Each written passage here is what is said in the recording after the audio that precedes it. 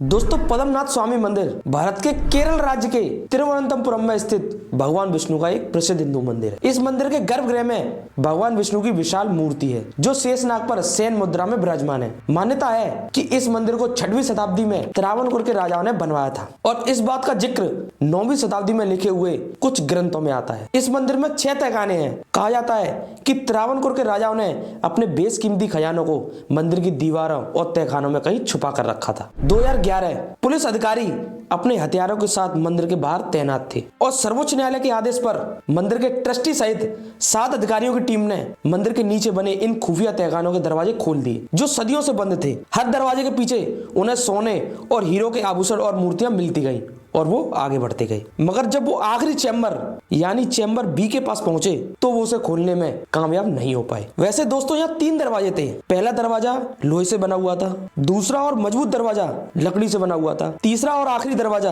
लोहे का बना हुआ था जो सबसे मजबूत था। इस दरवाजे को खोलने की सारी कोशिशें नाकाम रही। इसे खोलने गए अधिकारियों के अनुसार दरवाजे पर कोई ताला नहीं था और कोई कुंडी भी नहीं थी और जो अधिकारी यहाँ गए थे वो इस दरवाजे को तोड़ना नहीं चाहते थे, इसीलिए वो वहीं से वापस आ गए। लेकिन उनके वहां से वापस लौटने का कारण कुछ और ही था। इस दरवाजे पर सांपों के जो चित्र बने हैं वो चेतावनी दे रहे थे कि अगर इस दरवाजे को खोला गया तो अंजाम बहुत बुरा होगा और वैसा हुआ भी था।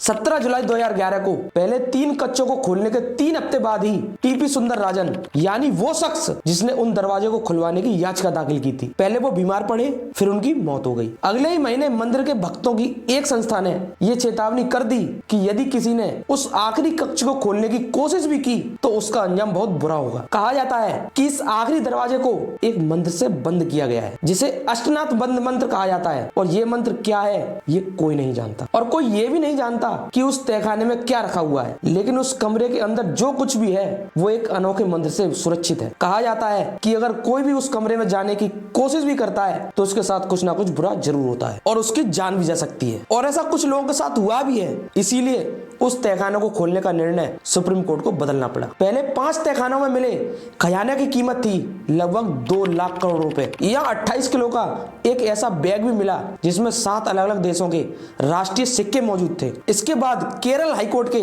2 पूर्व जजों सहित 8 लोगों का पैनल बनाया गया जिन्होंने मंदिर से मिले खजाने की गिनती की जिसमें 3 साल का समय लगा था। कहा जाता है कि जमीन के अंदर जो धन होता है उस पर सांपों का अधिकार होता है, इसीलिए मंत्रोच्चार करके 2018 में फिर से उस दरवाजे को खोलने की कोशिश शुरू हुई थी। वैदिक साधना करने वाले कई साधुओं ने खोलने की कोशिश की लेकिन वो कोई इसे खोल नहीं सका। उसके बाद ये दावा किया गया कि अगर कोई तपस्वी जो भगवान विष्णु का परम भक्त होगा वो इस दरवाजे के पास गरुड़ मंत्र पढ़े तो दरवाजा खुल सकता है। 26 दिसंबर 2004 को केरल, तमिलनाडु और अंडमान निकोबार सहित कई इलाके समुद्र की चपेट में आए थे, लेकिन तिरुवनंतपुरम के पद्मनाथ स्वामी टेम्पल को समुद्र की लहरें छू भी नहीं पाई, वो भी तब जब यह शहर समुद्र के किनारे पर है। समुद्र से मंदिर की दूरी महज 3 किलोमीटर है। त्रावणकोर और राज परिवार की माने तो दरवाजे को खोलते ही महापुर ले आ सकता है, इसीलिए इस परिवार सहित इस शहर के लोग इस तहखाने को खोलने के विरोध में हैं। ये भी कहा जाता है कि उस तहखाने के अंदर बेहद खतरनाक हथियार रखे हुए हैं। महाभारत जैसे धर्म ग्रंथ में भी